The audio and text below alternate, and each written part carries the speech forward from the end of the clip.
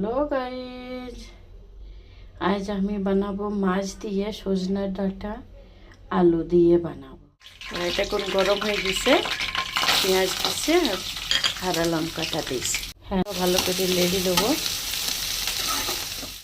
এবার সবাইকে শুকনো মরিচ পাউডার করতে দেবো, দিয়ে এখানে আমি দেবো মিশিয়ে দেবো।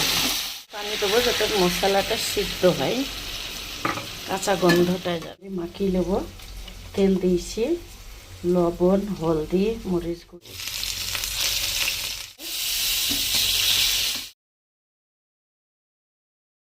এবার মাছগুলা দেব।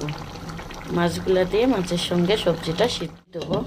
সবজিটা দেখি হয়ে গেছে সবজি। এবার ধনিয়ার পাতা দেব। ধনিয়ার পাতা দেবো, দিয়ে নামাবো। আগে জিরা বাটা দিয়া আছে, জিরাটা বেটে দিয়েছি, তাই এখন আর দেবো না।